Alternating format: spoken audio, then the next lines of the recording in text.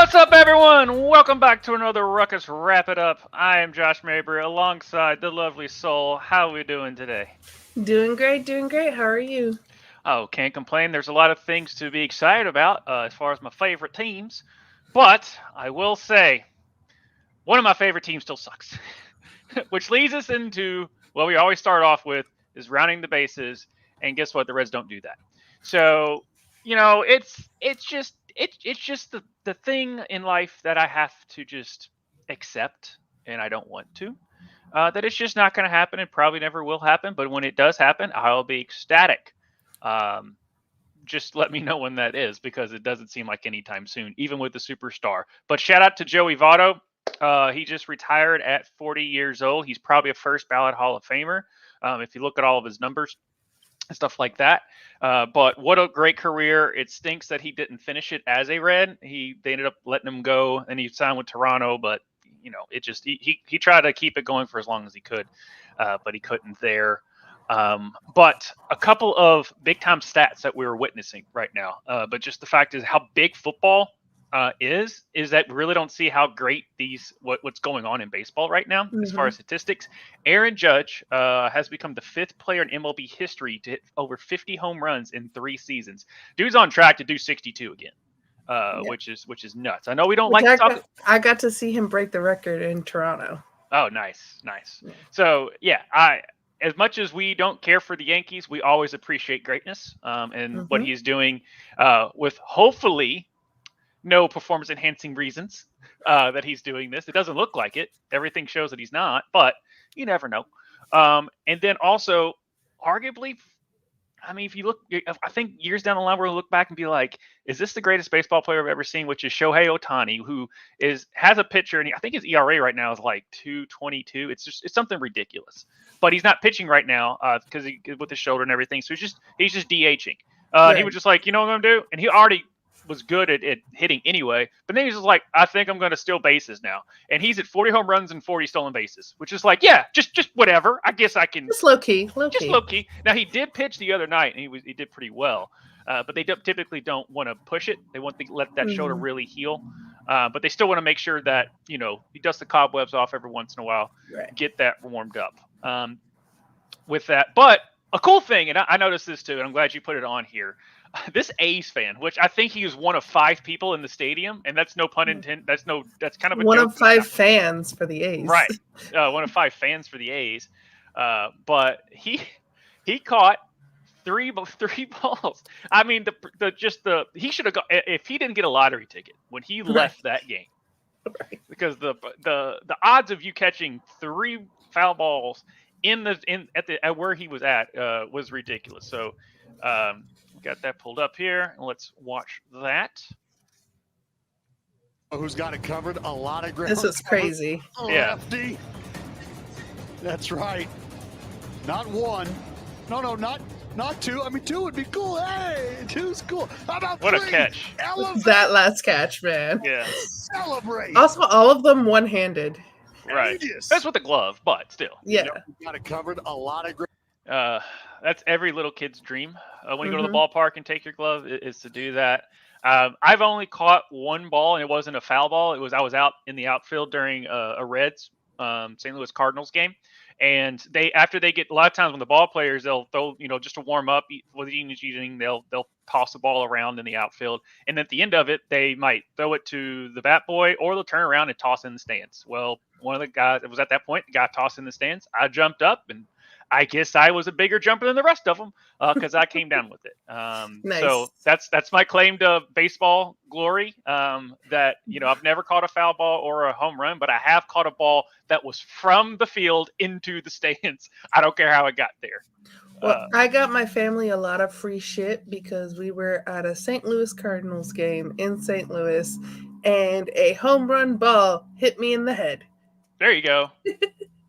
But there was he unfortunately has passed away, but he was going into the Kentucky Derby, and as he was going in, a bird pooped on his head, and there happened to be this horse named Mind That Bird that was running in the Kentucky Derby. He went off 50 to 1. He put $100 on it because a bird pooped on his head, and Mind That Bird, as the 50 to 1 long shot, won it. So hey, when you get a sign from somewhere, you have to take advantage of it. You have to. You have to. Yeah. But that's all I have for baseball. We are really not just running the bases, we are rounding third as far as this season, getting to that great October that still just playoff baseball. You get that old school, it's just there's something cool about it. As much as I'm a football fan, there's just I don't know, I just love just the pageantry and everything that is playoff baseball. Regular season baseball, unfortunately. Hopefully Nashville will get a major league baseball team. It is always nice to go out and watch the Nashville Sounds, especially how they have it set up. Or play mini golf. Yeah. Yeah, correct. But yeah, it's such a sometimes it's such a relaxing time on the ballpark, especially. But yeah, I hope we get a major league team. We're trying to get a lot of professional teams. We do have the Titans and the Preds, but we're as You're big forgetting as one. Soccer.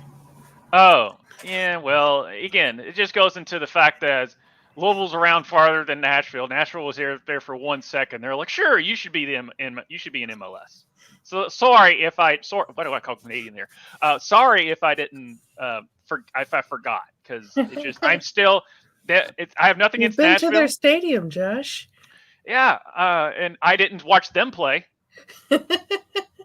So I watched our boys from the national team, and that was probably the best they ever played.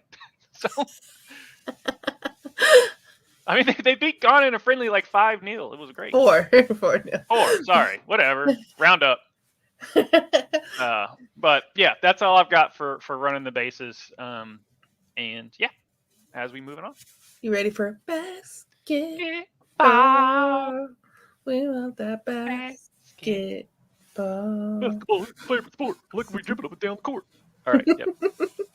Well, first off, we have Goran Dragic, Knight of the Dragon, which Miami Heat legend Goran is retiring after 16 years in the NBA and decided to do a charitable basketball game in his home country of Slovenia to honor his legacy in the game and to support charitable causes. This night had everything.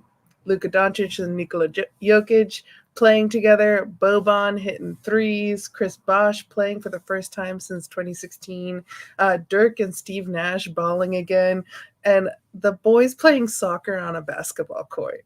Because, it's Europe. They got to, right? The teams were broken up, which I did not share them yet, so I'm gonna... Here we go. That was so quick. Look at us. I know some of those guys. I might not pronounce a lot of them. Yeah, let us know in the comments down below if you want, or in the live chat if you want Josh to pronounce some of these names. Is that Z silent and Primo Brezic? I need to know. Someone tell me. Is it Primos, or just Primo?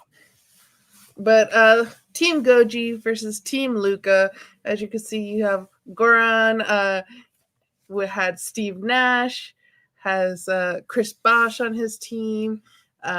Then Team Luka, you got Bogdan Bogdanovic, Joker, you got Josh Richardson, another Heat player, Dirk, and plenty of other Slovenians. There's a lot of Slovenians.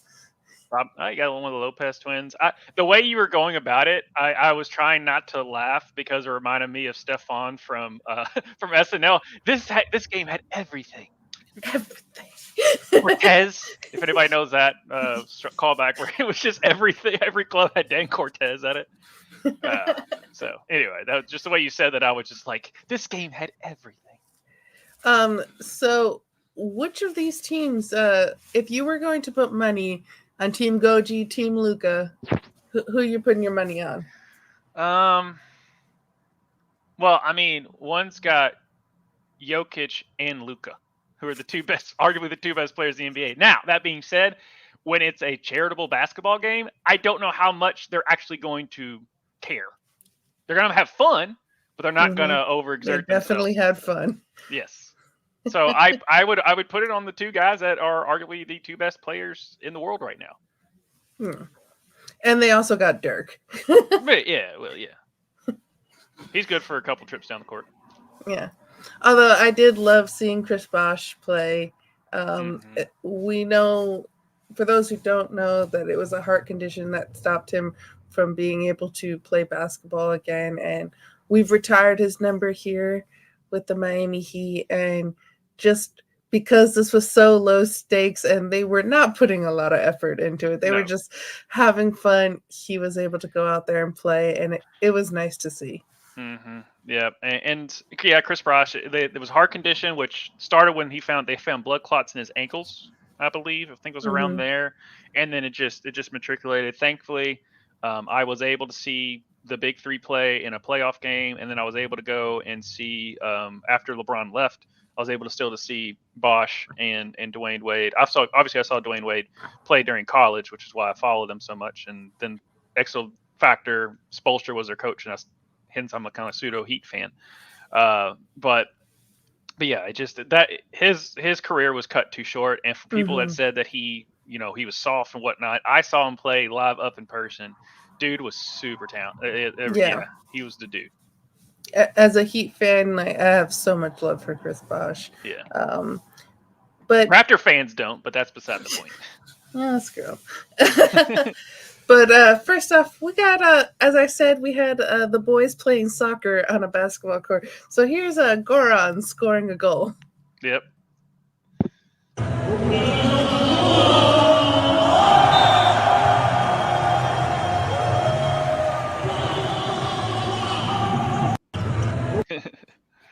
Nice.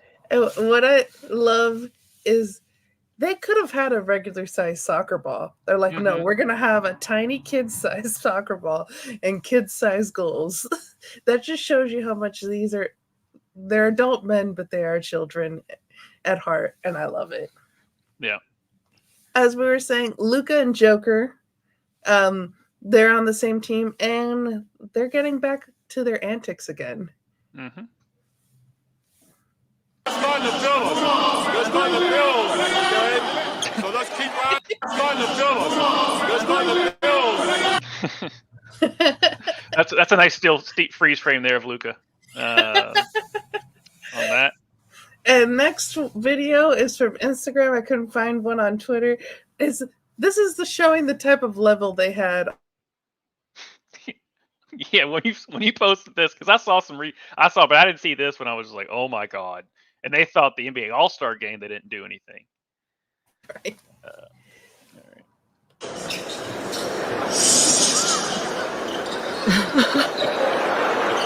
3 ball, left side, doesn't go.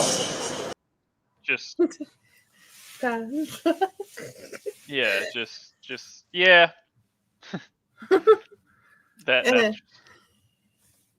And then here's them again sitting next to each other on the sidelines. Dragic. And when you look at a lot of the guys that are here, so many of them did play. Dragic. And when you look at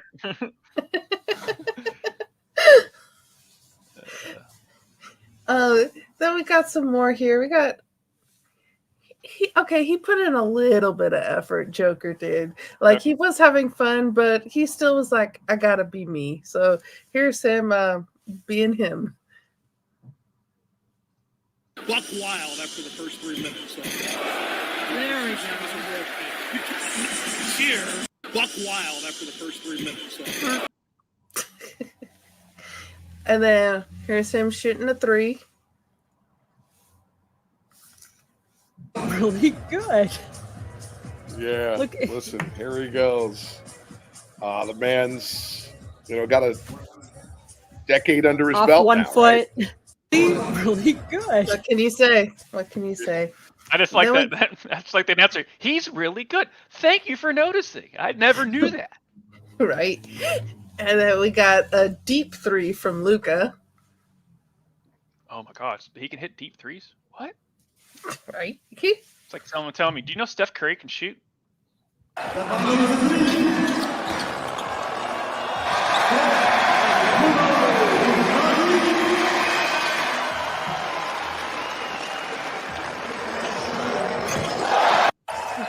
Doing his best DC impression.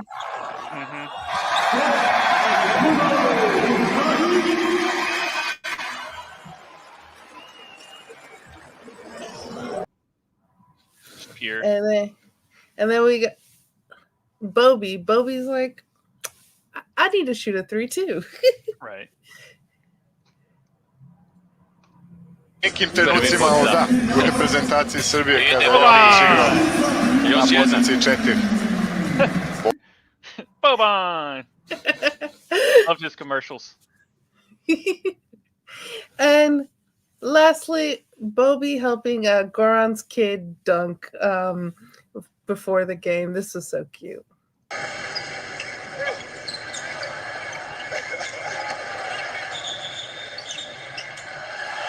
Yay! And I love that the crowd went wild there. But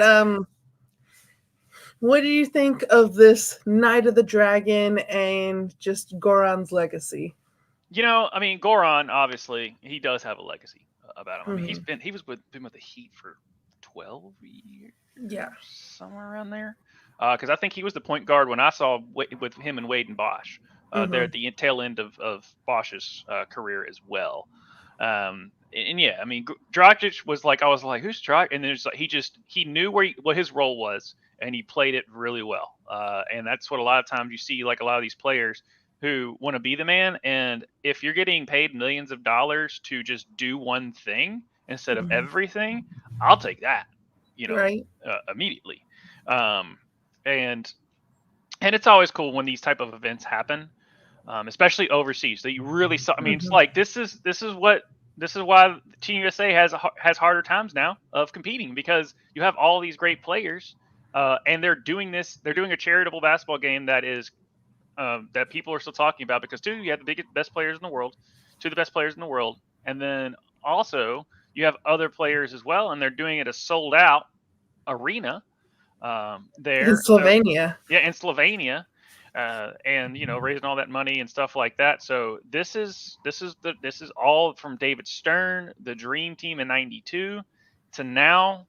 This is what the vision was, to grow the game, and here you are. So I think this just shows that basketball is not just an American sport, even though come and drink it, because it's ours.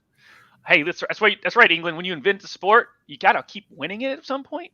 Just throw my little jabs out there. Last time we played, y'all, we tied. Just saying. I mean, you could also throw a jab at Canada too with hockey. They do pretty well at the Olympics. I'm not gonna go there. I'm not gonna go there. All right. I'm biting my tongue with hockey, because they do pretty well. Now, I love our matchups, especially when it comes to hockey, but it goes back and forth with us. I was purely talking NHL, but yeah, if we. Oh yeah, that's right. You invent it, we win it. Not talking about the Olympics, though. Take that out of it. But we had another legend being honored, and her number being retired. And I know how much you love this one, so take it away, Josh. Maya Moore, for those who've never watched her play, if you look up the definition of smooth, Maya Moore's name is right there. Her game was effortless, yet amazing. It felt like there was just a smooth, I'm going to say smooth a lot, but just she knew Take exactly. A shot every time Josh says smooth. Yeah, she's. I'm not gonna call her smoothie. What the heck? But yeah, the reason I'm kind of saying with the somber thing, and it's more of a selfish thing, because it's for those who don't follow her career, and I'm getting ready to list her accolades, but she retired too early. She was basically the Barry Sanders. For those who've ever followed Barry Sanders' career, she went out too early. She still had a lot more left to give the game, but she was in love and she was fighting injustice. So with her now husband, she was a part of I forget the actual legal group. It is a well-known group that helps people that were wrongly behind bars for wrongful convictions. They help with the appeals process, and Maya Moore led the charge with her now to get her now husband out. If you ever go read the story, it's incredible. But she devoted her whole. Basically, she decided that basketball is just a game. This is bigger than that, and I'm going to help this person. And they end up falling in love, and there you go. But even though her career, as she retired early, compared to what she still had left. She was a 4-time WNBA champion, 11, 13, 15, 17, WNBA Finals MVP in 2013, WNBA MVP in 2014, 6-time WNBA All-Star, 11, 13, 14, 15, 17, 18, 3-time WNBA All-Star MVP, 15, 17, 18, WNBA Rookie of the Year, 11, 2-time gold medalist, 12, 16, 2-time FIBA World Champion, 10, 14, FIBA MVP, 14, 2-time NCAA national champion, 09 and 10, 27th in all-time points, right above Cheryl Swoops. Again, if she kept going, she would have been top 5 or even 1 with that. Orchestrated the BLM warm-up shirts that said change starts with us, justice and accountability on the front, and Philando Castile and Alton Sterling with the Dallas police shield for the death of 5 police officers on the back before Kaepernick ever kneeled. Her helping to get Jonathan Irons, which I talked about before, out of prison for a crime he did not commit, and them falling in love. Yep, I don't care. Spoiler alert, I said it before. And then ended a career in her prime to fight for social justice reform, as I kind of mentioned before. So yes, it stinks because I know we're probably looking at DT as the GOAT, rightfully so. But if Maya Moore did not retire early for right reasons, it wasn't just because she wanted to, but for right reasons, because like I said, there was much more bigger things to her than basketball. But yeah, if she didn't retire, she would. I think she would be. You might have an argument with DT with her, but I personally don't. I think she, because I mean, I saw DT play and I was like, yeah, she's a killer, especially from UConn. But then Maya Moore came, and I was like, this is a different level. Right. So, and even shout out to Candace Parker and Cheryl Swoops and all them. Maya Moore was on a different level, at least with my eyes. Now, everyone has their peoples. But Maya Moore was the greatest female basketball player that I've ever seen.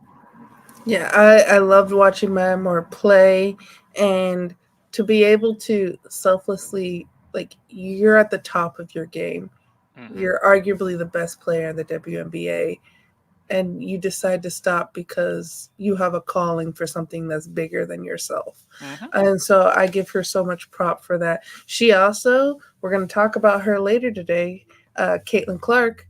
This was Caitlin Clark's favorite player, the person that made her decide to keep going forward in basketball. So no Maya Moore, no Caitlin Clark. Right. And I just love that she's getting honored because she deserves all the accolades. And we're going to show a video. We cannot share the sound, unfortunately, because we don't want YouTube to take our videos down. We've had YouTube take a video down before. Freaking 5 rings of...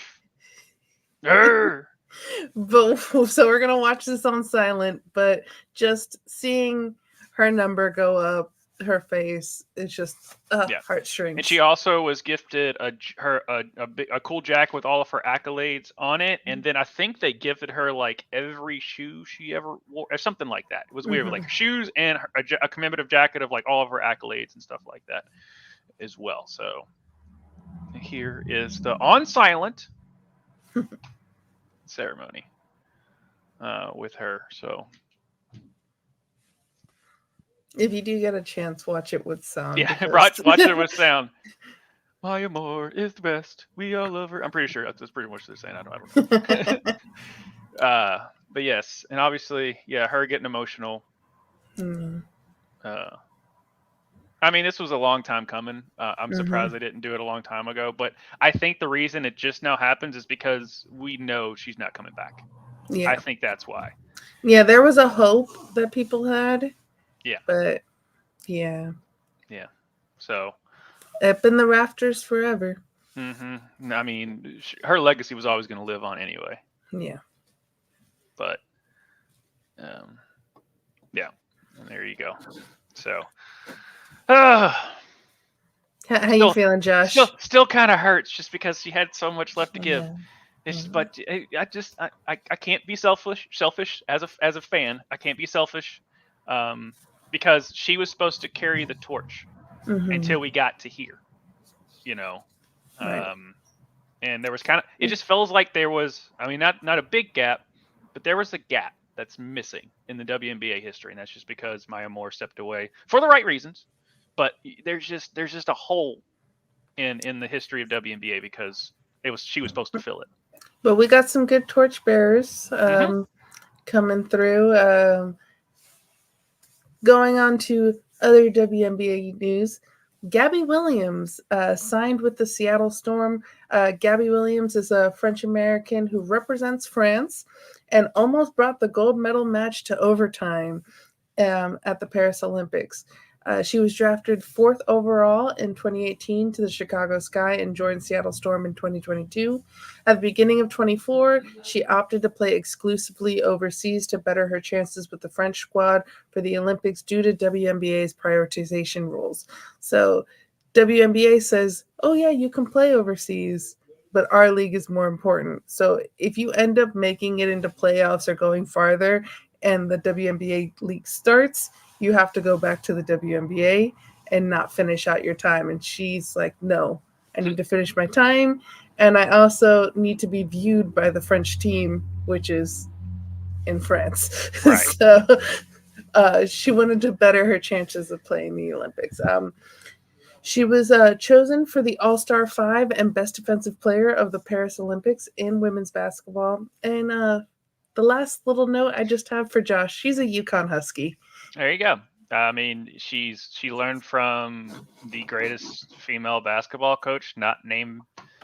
Just Pat Summitt's just a different breed. Okay, love Gino. All right, and I think he is, as far as accomplishments, yeah, he surpassed Pat. But there's just what Pat is meant to the female basketball game is just leaps and bounds. And so there's just something different about Pat that separates her. Is just my favorite coach, but Gino knows what he's doing, and it's just one of those things of like just how he interacts with his players and stuff like that. You can just tell that's a reason he gets what he gets out in recruiting and all that stuff. And that he can connect with players of different generations. Yes. Yeah. Think about like Sue Bird all the way down to Paige Buckers. Right. So Gino is. Yeah, they're not the UConn dominance that they were when they were going with, Gabby and Maya and DT and why does she always help me out here? She's on the Liberty. Breonna Stewart. Yes, thank you. We both said it at the same time. All right, I got there. Stewie. Stewie, and obviously, like you said, Sue Bird, and obviously they had many others that were really good. As well, but it's just like, oh, they went to UConn. I can't believe they're good. I mean, it's just, it's kind of a weird thing there, but Louisville's having. my hometown team is been doing very well in the sport as well. Shout out to Jeff Walls, and we've got some good ones there. I mean, but yeah, it's just do what you got to do, Gabby. Do what you got to do. Do what you got to do. Speaking of players that are showing to be very good at basketball, Angel Reese becomes the first WNBA player to record back-to-back 20-rebound games with her 13-point, 20-rebound, double-double in Chicago Sky 82-80 loss to the Connecticut Sun. And we'll talk later. She's like, oh, I'm going to do it 3 times in a row, too. Right. So when I was writing these notes, I didn't think she was going to do it again. And she did. But to this Chicago Sky Connecticut Sun game, this also makes her the only rookie for Angel Reese to have back-to-back 20 rebounds since fellow LSU grad Shaquille O'Neal. But in this game, Marina Mabry, spelled differently from our wonderful Mabry over here, she has an E, went off on her former team from the three-point line, scoring 5 out of 7 threes with an overall 24 points in this game. The funny thing about this game to me is Mabry was traded to the Sun before the Olympic break. And I was like, this is interesting because Marina Mabry and Dejanay Carrington don't like each other.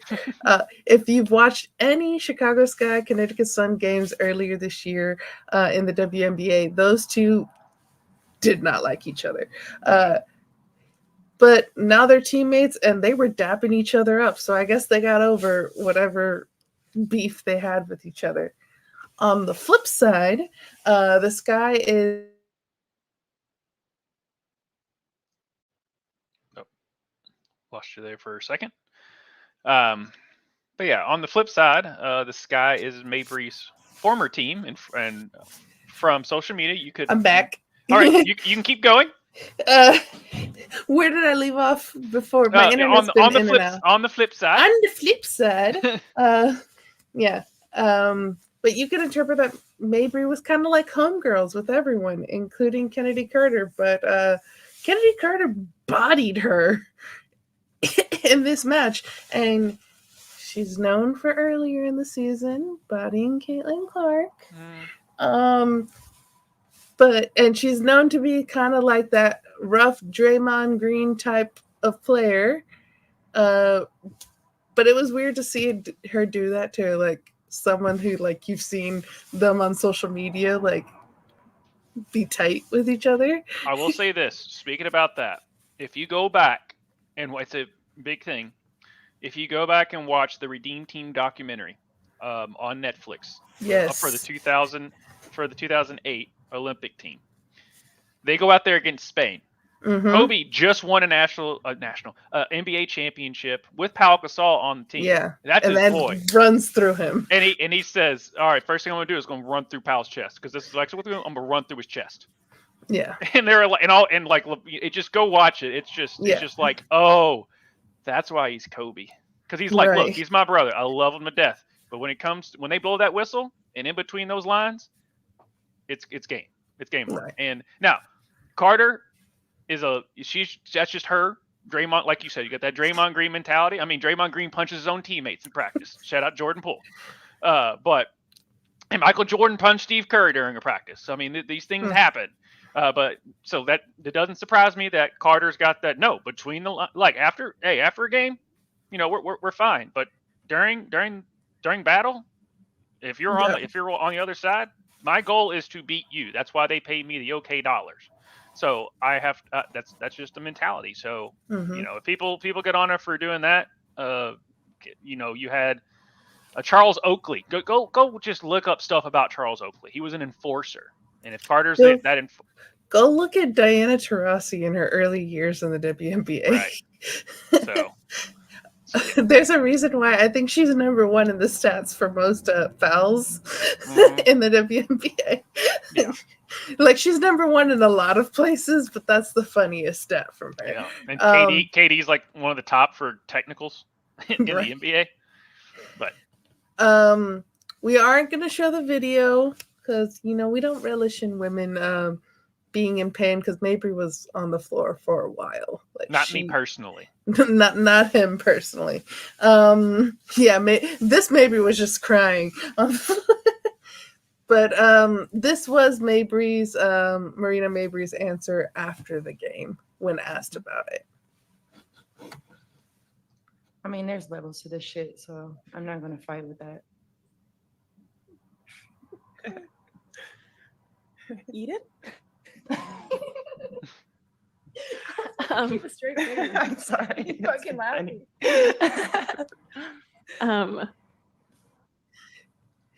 So there's levels, man. There's levels to it, and then she's laughed it off, so I think she's fine. Yeah. But as we spoke before, Angel Reese didn't just want to have back-to-back 20-plus rebound games. She wanted 3 in a row, and is the first WNBA player to do so. Angel got an 11-point, 22 rebound double-double in the Chicago Sky's 77-75 loss to the Las Vegas Aces. She is now tied with Tina Charles for the most double-doubles by a rookie in a single season with 22. In this game, Asia got 20 points, 18 rebound double-double. Surprise, surprise, these two have double-doubles in the games that they play. Like, who would have thunk? Right. Kennedy Carter went off for 25 points, leading all scorers. Kelsey Plum had 18. Camila Cardoso got a career-high 5 blocks in this game, blocking her fellow Gamecock. All 5 blocks were on Asia Wilson. She denied Asia 5 times. This was a close, scrappy game, and as Don Staley tweeted out, y'all are getting a bird's eye view of what our Gamecock practices look like. Right. Everyone was on their A game in this game, and these are the types of games that you live for. You love watching these close, like, scrappy matches where, like, any second counts. And speaking of any second counts, to put for this game, it was tied with 1.1 seconds on the clock, and this was the game winner. Mm-hmm. Gray will take it out. 1.1, looking for Wilson to put it up. Beats the clock. Asia, the game winner to walk it off for the Aces. Make sure. You can see it on the clock right there. The call on the court is a made basket, and it will stay a made Got to fix the other basket. half of that light, but that's what's happening. Beautiful execution here. I tell you who made this happen. It's Kelsey Plum's screen. She set the biggest, strongest screen ever on Reese. Asia got free. It does what great players do, finished the game. Becky Hammond has talked to us about this team's breakthrough moment. They're Ice cold in her veins. finding their flex again, their championship moxie again. And they've been waiting for it. Remember, she said, we're 1 to 2. Look at you can't even see in her face. She's just No. Yeah, like I said, beast. that's the one narrative I don't understand is people are like, Caitlin Clark should get MVP. I'm like, no. She'll gonna get many MVPs, and her and Angel Reese are probably going back and forth for it. And then Paige and like Juju, Asia and Stewie. yeah, now. Asia and Stewie, and then Paige and Juju come in next year, and it's just like, oh, we really got something cooking. But Asia Wilson is a top 10 player in the world, at least within right now, or at least up and coming. I think she's definitely up there with that as far as what all she is able to do. Now, you can take that with a grain of salt. Carrot, yes, if she goes up against the top 10 guys, yes, she would get worked. But as far as skill set and dominance and stuff in her sport, that's why I put her in the top 10. Yeah. So there's The a way- difference of how I'm phrasing it. The way that you feel about Maya Moore, which I do feel that way as well, that's the way I feel about Asia Wilson. Yeah. Like, we love DT, we love Super here, we love the legends, Sarah Swoops, Tina Charles, all of them. Make a whole squaw. But Asia Wilson is the GOAT. Mm-hmm.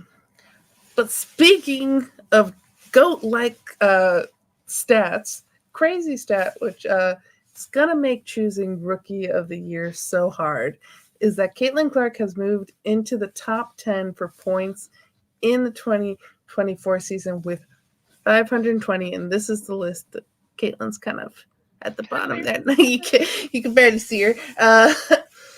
She also joins an elite group, being the 4th ever to have 500. Hold on. There it is. There she is. Look at that. Go ahead. Oh, we kind of froze up again. But yeah, she's. Before- There we go. You're back. I'm back. My Okay. internet has been weird. But yeah, as I was saying, Caitlin Clark joins an elite group, being the 4th ever to have 500 plus points and 200 plus assists before their 30th game in NBA/WNBA history. That includes Oscar Robertson, Magic Johnson, and Isaiah Thomas. So that makes her the first in WNBA history. Josh, what do you think about that stat right there? It's nuts. And then I think she tied the rookie record tonight. I think I saw it correctly. They did win tonight. Hey, Bobby. Thank you all for joining their Fins Talk Sports Network. And thank you thank you for joining in our live stream last night as we went over the draft and everything. So get up for that content as we go forward. But we'll go with that at the end of the show. But back what I was saying about Caitlin Clark is that apparently she set, or at least tied, the rookie 3-point record tonight. Apparently, that's what I read. Now, granted, I read it on one tweet, not multiple tweets. So that could mean nothing. Okay. So just take what I said, but it wouldn't surprise me that she did. She came in as a shooter, and that's what she's going to be. She's only going to get better. Now, I will say this about the whole, and I just love this Angel Reese, Caitlin Clark. Who do you go for MVP? Both of them have flaws in their game. One is a turnover issue that Caitlin has. The other one is that Angel Reese shoots like 43% inside 5 feet. That's the lowest in WNBA. Now, someone say that she correlates that to rebounds, but the thing is, she's out rebounding like 4 people while she's doing this. Yeah. So it's not and like she's also catching her teammates' rebounds too. So yeah. You don't get those rebounds just by being the tallest one. She's never has been the tallest one. Aja's taller than she is. And she's not always the tallest one on the court. She's just really good at rebounding. She's basically she's like the female Dennis Rodman as far as rebounding goes. She just got to work on her layups, okay? You got to work on it, girl. I'm sorry, because you're going to get a lot of hate because people or just want to find, especially when you want attention, you're getting attention, and you're going to get the negative stuff too. Just as much as Caitlin Clark's getting crap for her, and relatively so, getting her crap for her turnovers. I have to call a spade. Right. Lay the ball up in the hoop. All I gotta say. The charts don't lie. Right. Pointing stuff out. Yeah, these two. That's the one thing too of the people that play the one side argument, because we've said it multiple times. Nope. Lost you there. She was getting ready to make a good point, ladies and gentlemen. So when she comes back, bases the extreme of these two fan bases going against each other, and it's just like, well, come on. Yeah. They both are great. Right. They both have things to work on. They're both rookies. And as Diana Taurasi and Sue Bird said in their show, like, it's going to take some time for these rookies to really get used to things. And that Olympic break is probably the best thing in the world for some of these players, not just the rookies. Yeah. And you've been seeing the Indiana Fever kind of go on a run because they had a break that was way different from the beginning of the season where they had no break. Right. So, and they barely knew each other. So, yeah, you could be fans of both. It's going to be interesting when it comes down to who gets chosen. It's not a wrong answer either way. No.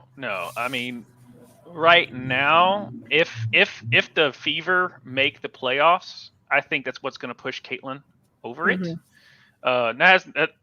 And Chicago and Fever are like right next to each other. The Fever did win tonight. Now, granted, that moves them into 7th place. They're 2 behind the Phoenix Mercury with 16. Because they're 14 and 16. Chicago Sky is right behind the Fever, and they're both playoff teams right now. If they're taking 8 teams, but Chicago's three games behind Indiana. 11 and 18. Then you have the Phoenix Mercury at 16-14, Las Vegas Aces 18-11, Seattle Storm 18-10. Who already clinched is the Lynx at 22 and 8, Sun 22 and 7, and then Liberty, who I think is far and away the best team, at 25 and 5. So it's going to be interesting to see how far of a run they can actually do in the playoffs, but. You know, they both started off like 1 for nothing, 1 for everything, you know, and like you said, it's just, you went straight into the season. So, but they're both getting their footing under them. And it's just, obviously the game's catching up to them a lot quicker. And what we both kind of expected that. Now what Taurasi was saying, maybe she thought it was going to take a whole year. Maybe the Olympic break helped. I don't know because I really don't know what she meant by that. I expected it when I saw not just Taurasi say it, but I expected them saying it's going to take a little bit for them to figure it out. I expected to me that was like, oh, they're not going to get right away at the beginning of the season. You're going to see the greatness probably closer to the end of the season. Right. And you're seeing it. Exactly. Yeah, just come on, get off the turnovers, make a layup. That's all we're asking. That's all we're asking. Right. Lastly, and then thanks, Bobby. Yeah, thank you. Like and subscribe to whoever tunes in. Yes, thank you. Lastly, I just wanted to show this video because I loved it. It's Caitlin Clark and Aaliyah Boston. They're a dynamic duo. This was super cute. So I'm here for this. So let's watch. You're gonna be amazing. Because you are amazing. Thank you too. You're gonna be amazing. We're the two best friends that anybody could have. anyone could have. Josh, you're amazing. Thank you. So are you. Thank you. But yeah, and I did well. And then this is I do want to put this because this was a highlight from tonight. Just a slow mo. I know it's breathing into the Caitlin Clark stuff, but it's just too smooth. This is just too freaking smooth that she did. So behind the back, back it up, boom. That's just smooth. So what she was doing there. So that was just from tonight. So I had to put that little highlight in there. So yes, guys, we do talk about Caitlin Clark too. There you go. For all those people out there, yes, we're very big supporters of it. All right, moving on. Soul? Ooh, wrong one. Can you kindly hit my music? Or the music that we have that we talked about before we got in here. That's right! Jerry did it! He signed the dude! CD Lamb! He's a rich man! CD, if you're watching this, I'll take $5. But no, CD Lamb has finally signed the extension that we were all expecting it to sign. There was some flirtation that he might get traded. Jerry Jones is being Jerry Jones. I think he plays out the narrative just to make himself be the focal point. The one thing Jerry's been really good at, other than not making an NFC championship in 29 years, is making Dallas a talking point for 29 years. But no, CD Cowboys All-Pro CD Lamb reached by her, Adam Schefter, and everyone else. But Adam, I believe, was the first one to break it. So I have to give. And if he didn't, who knows? But those insiders are big on it. The first one to break it. They worked tirelessly to get it. But yeah, CD Lamb reached agreement today on a record 4-year, $136 million deal that now makes him the second highest paid non-QB in NFL history. The deal includes a $38 million signing bonus, the largest ever given to a wide receiver. So Justin Jefferson and DJ Moore are right there. I forgot where I saw the actual list of the receivers, but those are the top three. Like I said, alluded to a show before about DJ Moore's contract, which is crazy when you're thinking of CeeDee Lamb and Justin Jefferson, where they are as far as the studs. You really don't think of DJ Moore, but that doesn't mean that DJ Moore doesn't mean that much because he is that good, especially what he showed last year without a really good competent. He hasn't done it with a competent quarterback his whole career. A couple of things to note is 4 big contracts are still out there as far as players. You have the Brandon Ayuk with the 49ers. That is a saga amongst itself. He was asking for a trade. It came out that Pittsburgh and the 49ers were close to a deal to get him to go. And I think they also were thinking about shipping him off to the Patriots, but Brandon Ayuk was like, no, I don't want to go to the Patriots. So it's like the guy wants to have his cake. Yeah, well, no, yeah, but he's also like thinking of he wants to go to a Super Bowl contender, but also get paid. Kind of having a cake and eating it too. And that's very tough to do. Sometimes you can, sometimes you can't. And then it's coming out now that the Commanders are. But I've seen a lot of scuttlebutt. I think what it's going to come down to is Ayuk's going to get paid by the 49ers. And then there's Trent Williams, the offensive lineman, which would arguably the greatest offensive lineman in the game right now. And much less probably up there as one of the greatest tight end offensive linemen to ever play the game with the 49ers. He is also holding out Hassan Reddick, defensive lineman / linebacker, depending on the scheme, with the Jets. Now, he came out and basically said, I want to trade, and the Jets were like, nah, fam. And so that's just a weird situation. It's just basically the Jets being the Jets on just screwing up everything they possibly can. And then Jamar Chase is holding out for the Bengals. Now, here's the thing with Jamar Chase. He still has 2 years left in his contract. Typically, next year is when you get the contract extension before you go into your final year of your contract, not 2 years before. So this is just a weird thing that I'm seeing. But I want to play this because this isn't accurate, but I'm going to guess this is the reaction of all 4 of these players calling their agent, especially Jamar Chase and Brandon Ayuk, who are also receivers, after CeeDee Lamb just got paid. I'm pretty sure this is Brandon Ayuk and at least Jamar Chase on the phone with their agent. Yeah, you guys fucking suck at your job. I'm gonna come down there and beat the fuck out of you, you fucking stupid bitch. All right, I'll be down in 10 minutes. Get ready. You better start stretching. I'm gonna fucking wear you out, dumbass. 10 minutes. Parking lot. Pussy. Yeah, you guys. So I'm gonna guess that's probably the conversation they had with their agents.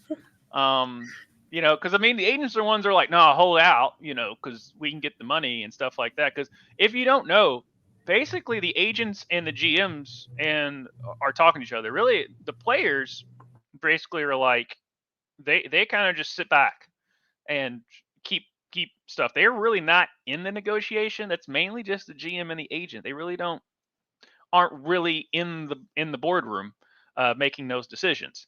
Because I mean, if you watched Hard Knocks, now we didn't see the back and forth between agent for DJ Moore, which was Drew Rosenhaus, who's Jerry Maguire was slightly based off of. Yes, Drew and Rosenhaus, everything is based off of him. He's got a nice little ego to him, but he does pretty well at his job. And then the GM, Ryan Foles. Anyway, and for the Bears, but he basically said, "Hey, get DJ up here," and basically came in. There was a bunch of his GM, all the guys were in the room. All DJ did was go up there, put ink to paper, and became a very rich man. So that's just kind of how negotiations work with that. And of course, we're a couple weeks away from the NFL kickoff on Thursday. Excited? But, yes, we just had our draft last night for the Ruckus League. But obviously, join us on the Discord for our Fantasy F Around, which me and Tishko will be going every week with that going forward, starting a week from Monday or Wednesday. We'll have to figure that out after the show, but we're gonna figure it out because we want to keep giving you all as much content, all the sports stuff ever, much less the NFL side of it, because that's mainly more fantasy than just teams beating each other on that. But to kind of wrap up here, as far as the offseason is concerned, rookie Bo Nix is named starter for the Broncos, which makes 3 of the 5 top QBs that were taken, which is basically around the top 10 in the draft, are already named starter for week 1. Now, sometimes this typically happens, but sometimes it doesn't, because I mean the quarterbacks just aren't very good. What they think. Michael Penix Jr. is the only one, and Drake May. Michael Penix Jr. for the Falcons, which people said, why did you pick him at 8 when you just signed Kirk Cousins for a gajillion dollars? And then Drake May for the New England Patriots, which it's looking like because Jacoby Brissett, who was supposed to start, week 1 as the starter for now, and then Drake May will gradually take over. But it's looking more according to now head coach Gerard Mayo for the Patriots. Sounds weird saying that without Bill Belichick. But Drake May is looking to be the starter because Jacoby got banged up in the last preseason game, much less it's just where Drake is. They were thinking Drake May's projection is. I don't think he's ready based on what I've seen so far, but it's a small sample size. You really just don't know until the leak happens. And I mean, you can say what you want. CJ Stroud looked pretty, like you say about Caitlin Clark and Angel Reese and stuff. It takes a little bit. But then once they start get their footing in and the speed, and they get used to all that and the playbooks and all that stuff like that, sometimes the game starts slowing down. This is such an outlier. Peyton Manning, if you go back, he had like a gajillion interceptions his rookie season, and he didn't play very well. And he's looked at as he's Peyton freaking Manning. So, right. But it's just kind of crazy that typically, of those, like, if you have a bunch of quarterbacks taken in the first round, only like 2 of them really pan out of like being on the same team and working out for that team that said drafted them. If you go back to, I'm going to use the Lamar draft for an example. So it was Baker, Sam Darnold, Josh Allen, Drew Rosen, and Lamar Jackson. Those 5 were taken in the first round. Now, Lamar was taken as the last pick in the first round. The Ravens had to trade up to get him. But of those 5 players, only 2 are still on their team that are paid a lot of money, which is Josh Allen and Lamar. Baker, who actually is having a renaissance, he's playing, and he did sign a $100 million contract with Buccaneers, but still not on the same team that drafted him in the Cleveland Browns, which I think has everything to do, as much to do with Cleveland Browns organization just being a dumpster fire. And then Sam Darnold, he's just not good. He lucked in to be in the start, but he's still in the league. And then Drew Rosen never panned out. He just never. Basically, the Cardinals drafted Drew Rosen, and next year they drafted Kyler Murray as the number 1 overall draft pick. He just didn't pan out. So typically, statistically, the stuff doesn't work. I always like to see them. On my opinion, which QB do you think's gonna pan out the most of this rookie class? Probably Caleb Williams. I mean, he seems to have everything that you would want. I'd say that about Trevor Lawrence, which he did sign a really big contract, but he's not the second coming of whatever that people were expecting him to. So of this, I'm expecting it to be Caleb Williams. Is just seems like he has the tools. And you can say like, oh yeah, he kind of had a bad season last year. I think once it was kind of out of reach of, and he already won the Heisman the year before. And once the season was kind of out of, like, it was kind of done for them as far as making the college football playoff and all of that, it just wasn't worth it for Caleb to go out there and try and stat pad and get another Heisman or anything like that. Like, he's got NIL. At this point, they made it, I'm pretty sure, and his coaches too, kind of made it a business decision. So he just kind of just did his thing. So that's why his last season wasn't the greatest. And then people trying to poke holes with his team and all this other stuff and how he approached meetings and things like that. But from watching Hard Knocks and watching how he's making some throws on the run and his athleticism, it should work. Now, time will tell. Injuries happen. It's football. But who knows? Jaden Daniels might work out. He's worked out. He seems to be fine so far. I think it's a uphill climb for Bo Nix, Drake May, and Michael Penix Jr. Just because Michael Penix is kind of already on the elder side of typically when you come into a draft. He has 2 bad knees anyway. He's 2 ACLs. He's had knee surgeries on both of his knees and stuff like that. But for what I saw him at Washington and even in Indiana, especially with Washington, he definitely has the intangibles there.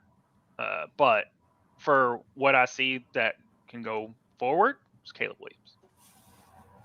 Mm-hmm. So that is what I've got for the NFL. You ready to go to the Paralympics? Yep, and I'm gonna need your help because I forgot to look up the husband's name for the long jumper because that's who I was gonna talk about. Well, I have him there.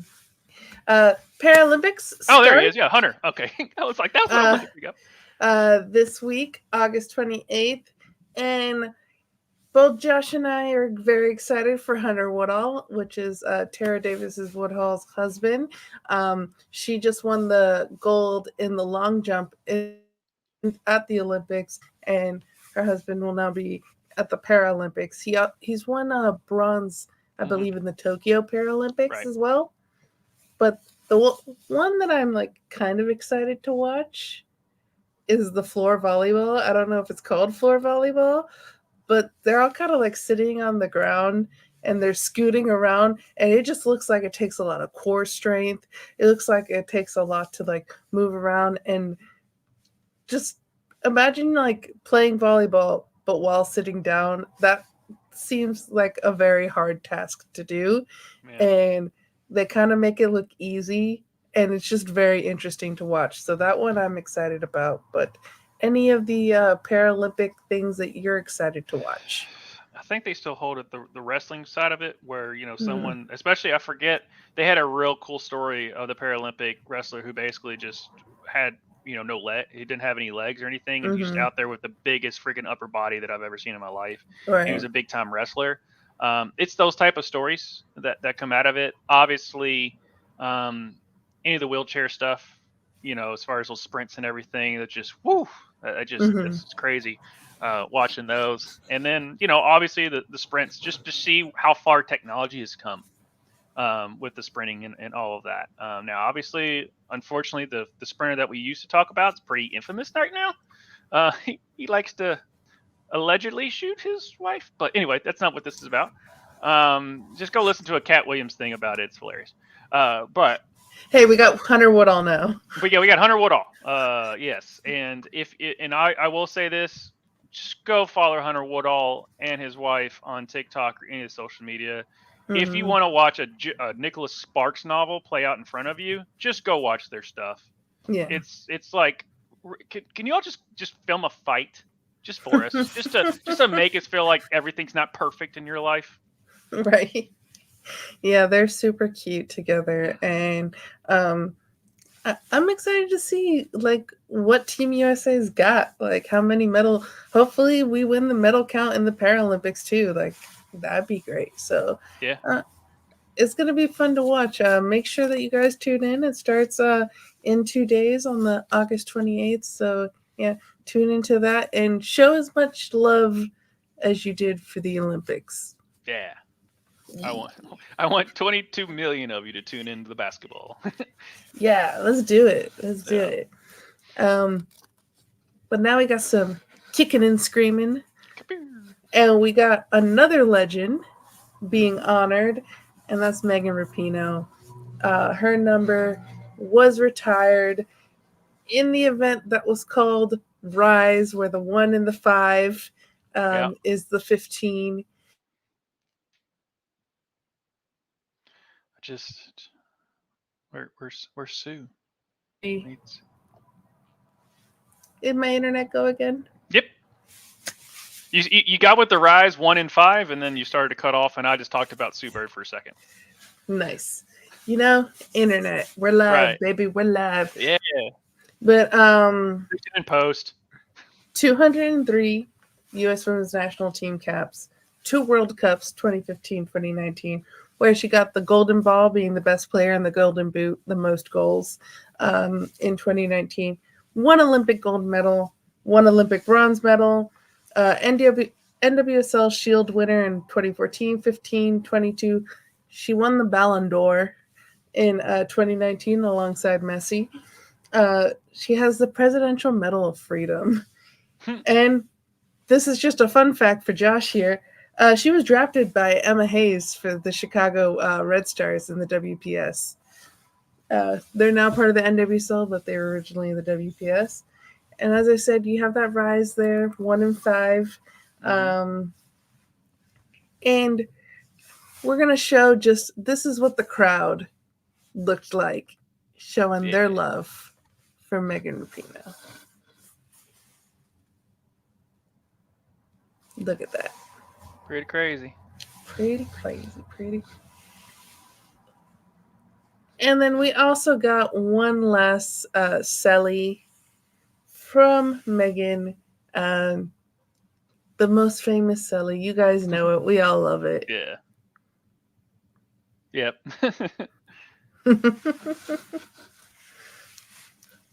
It's less is more. That's what her celly is. Less is more. What's even crazier, so during the game, Seattle beat North Carolina 1-0 with a goal by Amari Adames, who she was a huge fan of Megan Rapinoe growing up. And just look at this cutie. Look at that cutie. She did the Megan Rapinoe celly when she scored the goal. So let's watch that goal because we like watching goals here on REV Sports. It's the beautiful game for a reason. It is the beautiful game.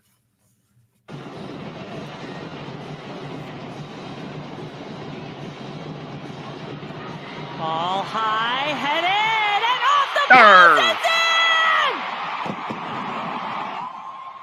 Emery Adames finds a way!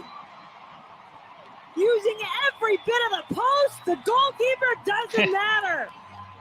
The 18-year-old. Story we showed that. And she did the celly. She did the celly. I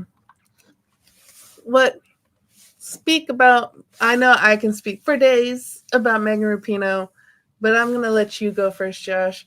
Megan Rapinoe, her legacy, and her number getting retired. I mean, yeah, she's one of the greatest ones. People have difference of opinion on her for other off the field stuff, and you can have those opinions or talk about on the field on this situation. And she's, as you see in those pictures and stuff, she's influenced and grown the game. Second to none. She was part of that Abby Wambach, Alex Morgan, and all that, Carly Lloyd, all of them, that kind of group that really kept growing the game after the 99ers kind of started that trajectory, and then they kind of took it over as the next stars, and then now we've got Trinity Rodman and the other and who's the goalkeeper? Listen there. Nair. I'm saying Nestler. I think that was a hot. I thought you were about to go off to Sophia Smith, which is Tishka's girl. No, because we have a rivalry that I think Trinity Rodman's better than her, so therefore, no, just kidding. They're both great. But yeah, I mean, just like she's part of that. I mean, yes, it sucks that she missed that PK in the World Cup, and that can be, and that's the only thing I say is like there could have been other people to take it. And and all that other stuff. That's on the field, strategic stuff. Even though she missed it, I would have chosen her to take a PK even after that miss, because until that PK, it was like 10 times out of 10 she would make the PK, right. And now you can be like, okay, it's now 9 times out of 10. Right. It was like one of her rare misses when it comes to PKs, because it's like Megan Rapinoe's thing. Yeah, that, and she kills it with crosses. Her crosses. Yeah, her cross to Abby Wambach. Yeah. So, what was the alleging here, Patushka? I don't know. Tell me what we're alleging a lot of things. Probably about the Trinity Rodman. Oh no, he put that before I said that, and that's not allegedly. That's facts that Trinity Rodman is the best right now. So just all right, let's deal with it. Okay. It's taken a long while for me to get past the fact that Alex Morgan isn't on the team anymore. So at least Trinity Rodman is making me feel better. Okay. For not having the goddess that known as Alex Morgan on the field anymore. To me, Megan Rapinoe, she stands for so much more than the game. And I know like there's people that don't like her for that part. I do. If we're putting but that doesn't take away that she was a fucking good soccer player. Like one of the best.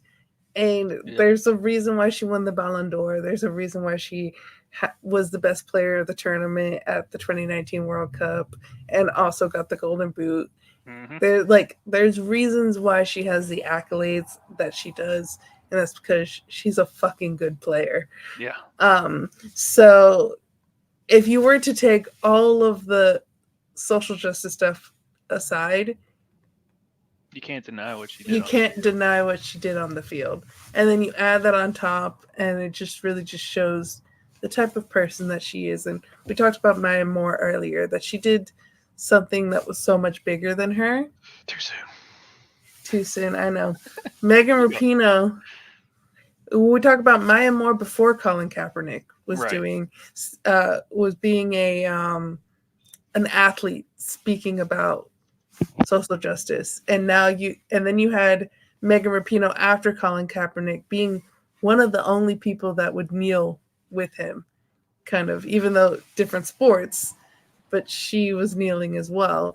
And so just standing up for things that are bigger than yourself. And you see that a lot in the WNBA, you see that in the NWSL, and it's one of the things that the women's sports have really been championing, and it's because women's sports are inherently political just by existing.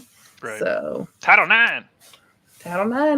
But yeah, there's cops outside my house. I don't know what's going on, but you can't see the flashing blue and red. But I can see it.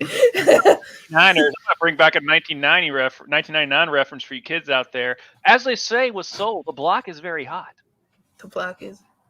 I might put respect. Ooh, wrong. There you go. I might put respect on her name. Okay, I might. Or put an RESP. How about that? You do the ECT. How about that? Okay. when it comes to that. But yeah, no.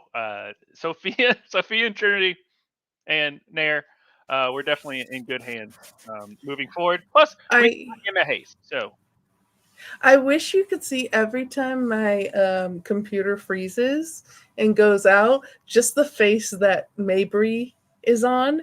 Like it's a hilarious thing, and I wish everyone could see what I saw because I no longer can hear what he says, but he's pauses in a weird way. So. Yeah, I emote. Damn it, you do emote. But you want to get to some American scoring goals? Yeah, let's do it. So first off, and I'm wearing this for a reason. Leeds United. Mm-hmm. Marching on together. Brendan Aronson scores the first goal in the 2-0 win for Leeds United versus Sheffield Wednesday in the English Championship. Let's watch Disco. Yeah. My boys. Bogle. Lovely flip. Moved in field by Brendan Aronson. What a run. What a That's run. A really good ball, Matteo Joseph. And Aronson, can he finish it? Yes, he can. Good no call by the ref to let it play on. Leeds. Don't know if it was a foul or not, but typically when you see that, good no call to let them play on. But man, I saw him making that run. I was like, uh-oh. And I want you, as you can see there, this is at Sheffield Wednesday. That's how crazy the Leeds fans are. And I got to see a Leeds United game at Fulham in London. They travel well. They're loud. They're rebel rousers. I love it. Which really wrong-footed Sheffield Wednesday. That's where it came from. Aronson played it in good ball. Just to Nonto Matteo Joseph. Oh no, that was clean. Took it on. Just, Valentin. He had all ball, and then they just locked up feet. That was Leeds that was clean. a half thinking penalty. Didn't matter. Aronson. Yeah. I don't know if I would have called that a foul just from second look on it, but. But let's get promoted this year, boys. Sticking with the English Championship, Josh Sargent is 2 for 2 this year with 2 goals in 2 games, scoring in Norwich City's 1-1 draw against Sheffield United instead of Sheffield Wednesday. Sheffield United. If he can do a quarter of the job that Thomas Frank has done, he'll do very well for Norwich. Oh, lovely touch by Forson. Sargent! Clinical! And that was a little bit of American on American crime because Austin Trusty is a center back for Sheffield United. Sorry, the Argentinian's going to get them all figured out. Sheffield United have made the brightest I would like to see the replay from a different angle. But given one genuine opportunity, he was really in the mood to take it. I don't know if they're going to show it again. Oh, here we go. Got a flicker of emotion on Just the face good of the one head touch. coach. He's Staying onside. I think Gilchrist was conclusively playing him on. Yep. And absolutely no argument Just with good. that. Oh, did he make him? Telling touch from Forson. And an Good even Sargent. more telling touch Looks like he kind of did. Anyway. from the American. There you go. Never know what they say. And we were in England. Now let's take a trip over to Italy and the Italian Serie A. Christian Pulisic, Captain America, scores a tap-in goal in AC Milan's 2-1 loss to Parma Calcio. And beyond Koulibaly and in behind for Teo Hernandez. Gives it back in towards Rafael and Pulisic! 12 last year! Now we were in Italy. Now let's take a trip on to Mexico. To Liga MX with Brandon Vazquez scoring a goal in Monterrey's 2-2 draw with Tijuana. Goles y que desde la jornada número 10 contra Pumas no marcaba. Bueno, hoy se destapa y empieza otra nueva época, entiendo así. Lo de Brandon, bien, pero mejor, de verdad, lo de Cortizo. Sí, y desde antes el Corcho, ¿eh? El Corcho cómo habilita a Jordi. Jordi a Brandon, jugador. 5 goles. So I'm going to ask you to translate what they said because I know what they're saying, but, I just want you to translate.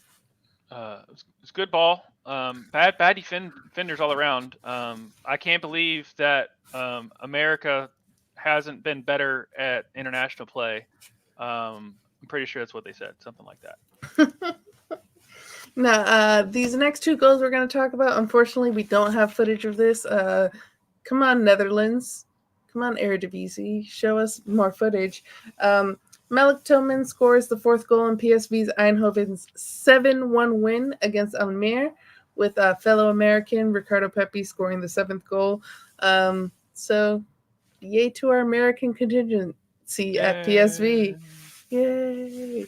And then going off to the United States and the NWSL.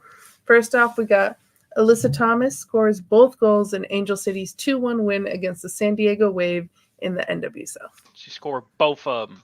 Both of them. Thompson now back, and Kristen Press continue to contribute more minutes. Thompson in on goal, touches it around Sheridan. Thompson puts it away. Oh, but that it's was just little pretty. outside of the foot pass here, in behind. Maggie Doherty Howard. Moonquist can't collect, and that leaves the such a door good open move. for Oh, it's Alyssa such Thompson good. to take it. So Thompson now back, and then Kristen Press. here's her second goal.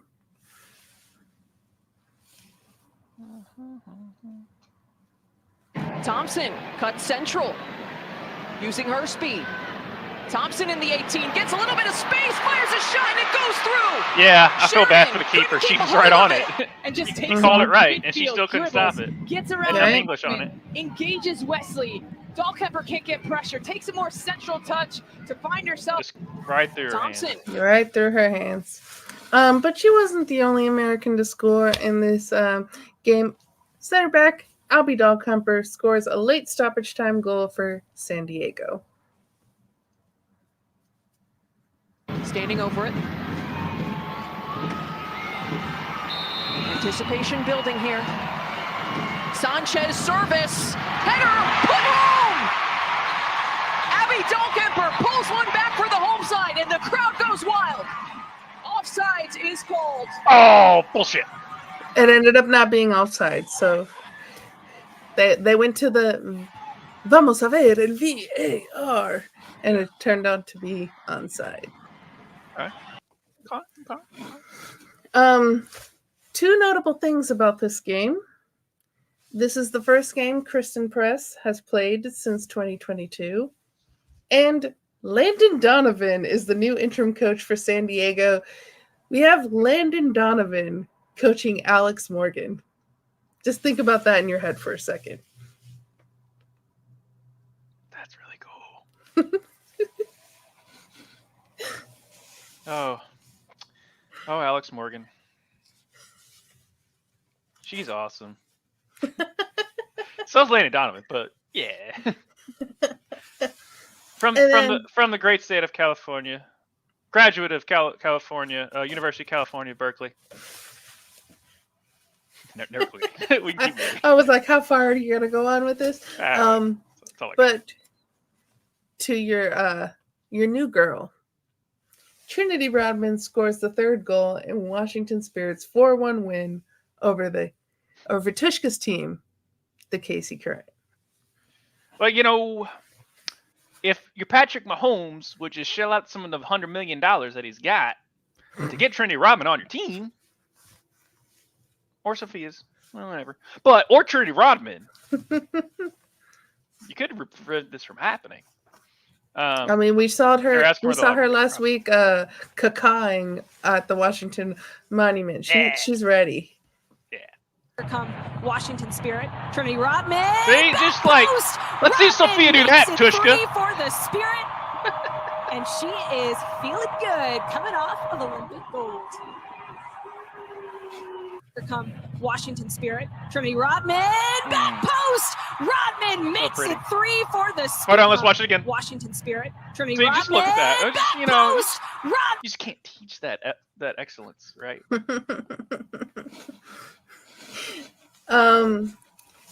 Another thing about this, Croy Bethune assisted the second goal and is now tied for the NWSL single season assist record with 10. So gets named as an alternate for the Olympics, ends up actually playing, getting a gold medal, and now she's the NWSL single season assist record holder. So look at her as a rookie.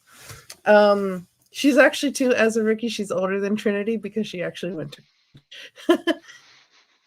But a non-American, but Tishka's girl that isn't Sophia Smith, Temwa Chewinga is now the Golden Boot leader after this game. 1 goal ahead of Barbara Banda, 3 ahead of his main girl, Sophia Smith. So that Casey got that 1 goal and ended up she's now the Golden Boot leader for now. Just think if Patrick Mahomes shut out some money and got or Trinity Rodman or Sophia Smith, and mainly Trinity Rodman. I mean, with her, just saying, I'm just saying, Tushka, just saying. Also, Racing Lou, get one of these girls on your damn team.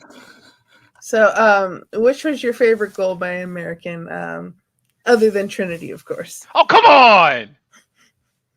I don't know. No, the Sargent one. I really like that. That one touch, clean. That and then the first goal from Melissa Thomas. That was slick as hell. So those, Trinity Rodman's goal was really freaking cool. All bias aside, that was just, I just love those like crazy upper V touches that they do. Hey, Justin. I know we're gonna get working on us clicking this thing at the same damn time. But ready to get weird? They're asking where the library is. Yep, that's what they were doing. Especially the announcers, in the Spanish announcers, that's what they were asking. They were asking where the library was. Biblioteca. Did I get that right? Did I do that right? No. Ah, damn it. All right. You were close though. Okay. You ready to get weird? Yeah, let's get weird. Let's get weird. So, Lynn Williams, she's part of the U.S. Women's National Team. She broke her gold medal. And you have there, she's holding it. She goes, she wonders why she broke it. She's there swinging the gold medal around. There's videos of her just having a real fun time with her gold medal. Probably shit-faced. Probably. Rightfully so. She's just holding it. That's funny. She's got it there. Hey, she's still keeping it. She still got it. That's all that matters. Yeah, she's been holding it in pictures instead of because she doesn't have. So everyone else gets to wear their gold medal, and she's just been like, in all her pictures. But she's like the Power Rangers now. She's just she can do that thing.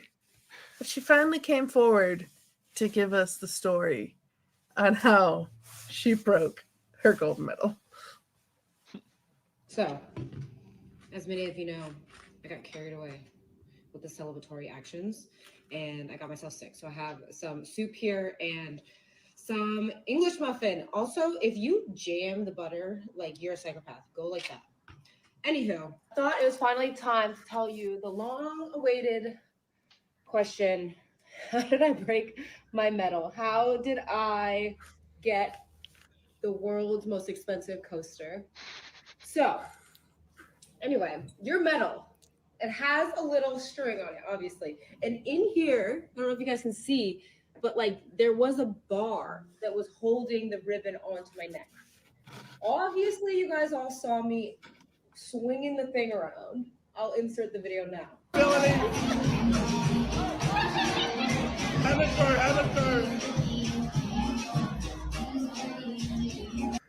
Ironically, that's not how it broke. I'm sure it didn't help, but that's not how it broke. So I was swinging it around, it was on, it was fine. And then we were dancing. I think we were playing Strut, actually. No, we weren't. I don't know what we were playing. I can't remember that.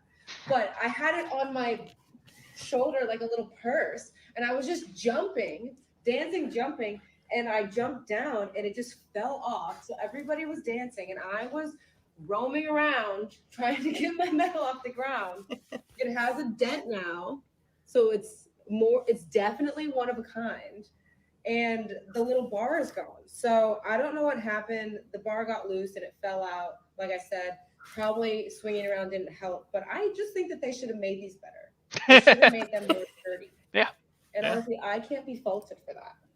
So I don't know if I'm going to get it fixed. We are waiting to hear from the IOC. the Olympic Committee. They said I could probably get one. I had to prove to them that it was in fact damaged. But now we're just like waiting to see. If not, honestly, I think it's a cool, funny story. I have an Olympic gold medal. That's the story.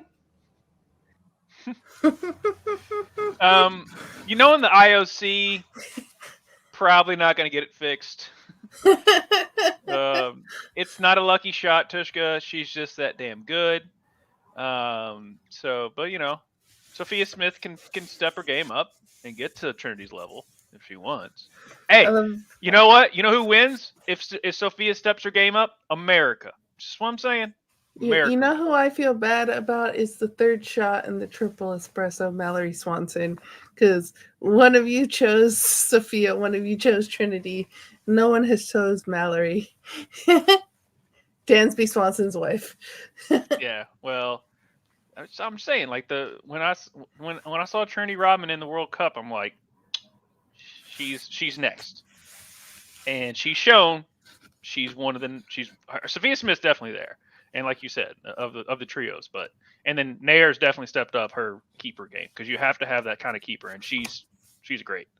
Too. And Literally I like the entire front line, entire front line, and then Alyssa Nair, and then Naomi Girma. Those were the reasons why we won. Yeah. But and do you think Rose has a World Cup left in her? I don't think so. I don't think she does either. But before we go to our moment of Zen, where can the people find us? The people can find us at a lot of things that we're doing, especially now the football season is around. The fall, leaves are starting to turn. That brisk, cool air that you're smelling when you walk outside. Unless you're in Florida, it's still humidity still punch you in the face. But other places, you're starting to get that fall, cool air, especially in the Midwest. And that's what that means is it's football time, right? And the snow starts, and so you start hearing the Field of Dreams music coming from October, which is playoff baseball. And then November comes, and you start to hear the pitters and squeaks on the floor that is basketball as it starts up. And you know what's going to happen is this channel is going to bring you all the goodness of those sports as they start ramping up, which is REV Ruckus Entertainment and Variety, and then also too other things involved with video games. We're doing Game Dudes, which we try and bring you every Tuesday. Now the next couple of Tuesdays we won't be because I'm of the Game Dudes. I'm the one that goes live, and I will be doing stuff at least this tomorrow. I will be traveling, so how dare you? How dare me do stuff with my family that I do every year at this time, and then. But also, we will be doing the Fantasy F Around, and it will be coming back as well. So you'll see me and Tushka breaking down all things that is football, and you'll probably see some other faces of the league joining us as well to break down the fantasy football side of things. And then you'll also see Justin and I. Now, thank you to the Finstock Sports Network that. Josh Kimmel of the Finstock Sports Network will be joining Justin. Again, family stuff going on with me this week, but he will be joining Justin on Thursday to wrap up arguably one of the greatest matches that I've seen recently, especially for this year. It was AEW All In. That was in Wembley. They had about 54,000 people there at that show. It was crazy. Definitely some good momentum, especially something that's non-WWE. So they'll be going over that, recapping that Thursday. And then we will be joining you back here on Monday to wrap up other things that were in sports. Basically, just keep going with Trinity Rodman is dominating, and you just get to live with her world. But also, too, if you would like to join us in this world of YouTubes, Twitters, and all the other spaces that is content, feel free to join us at the patreon.com/RuckusEV, as we will help you do productions and things like that you know, if you're new to the game, it's like, how do I start? You hear that all the time. It's like, how do I get into it? How do I do this? If you join our Patreon, we will help you out in those things. So you can do that as well. And then also, you can join us on Twitter at RuckusEV, and we always tweet out stuff like that that goes on in the world. And yeah, and also in our Discord, you see the links below. Join us over the Discord. It doesn't cost you any money, anything like that. But we talk everything that is everything within the world, mainly pop culture. But we still go over all the other things in the world, but mainly, So if you're passionate about a topic, join us over the Discord. And if you want to go and we want to carry that over from not just commenting and socializing with our crazy peoples over on the Discord, and you want to actually bring it to put face to the voice and all the other stuff that is over there, we will help you out do that as well. And we got Justin here saying, can't wait. We love our friends at the Finstock Sports Network. Yes. And it not just because Soul is a Dolphins fan, but we still love the Finstock Sports Network. Bobby and all the people over there. So please feel free to go over and check them out. They do a lot of good stuff over there as well. Ready for our moment of Zen? Let's do it. Let's do it. Is better than the NBA. Oh, that's a spicy take. That's And a you know good what? one. I went to a WNBA game. I had a lot of fun. Which one do you go to? Against the Connecticut's. See, this is what I'm saying. Now listen to me very carefully. There's a couple on Connecticut that is engaged. This is why it's better, because WNBA, everyone's lesbian, and so people are, and they're getting married and they're breaking up, and you see it happen on the court. And at the NBA, no one's even sucking each other. No. And then on top of that as well, the thing about the WNBA is that they feel like they need to keep your attention the whole time. So they're entertaining you every part of the game. They have the little elephant. They have Ellie the elephant. Is she a hoe? Yes, she's going to make you hard. I actually would like to take this opportunity, because you have a big platform, to say I would like to join the WNBA if possible. I'm 5 feet tall. I have an amazing jump shot from mid-range if I'm not being guarded.